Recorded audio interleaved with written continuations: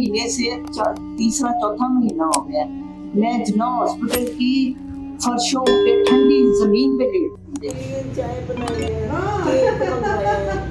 चले आप खा लेना, फिर आओ आज मीटिंग है ना इंशाल्लाह। मुझे पता नहीं, अल्लाह खुश रखे, आबाद रखे, आपकी बेटी को अच्छा रखे। आपको भी अल्लाह ताला इतनी खुशी दे कि अगर कोई दिन आपको गम मिले मेरी पूरी दुआ है आसान होने की। इंशाल्लाह आपने मेरे पूरे पुत्र की साथ दी है, मैं आपको बहुत दुआएं दे रही हूँ।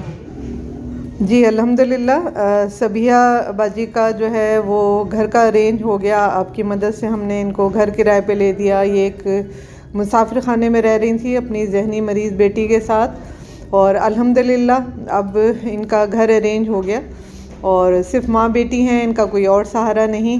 और अब इनका कुछ माह का इंतज़ाम करना है, जब तक ये ख़ुद किसी अच्छी जॉब पे नहीं लग जाती, तो इनके किराए का और इनकी कफ़ालत का कम से कम 3 माह का हमने अरेंज करना है। फिर अल्हम्दुलिल्लाह ये अपने पैर पे खड़ी हो जाए।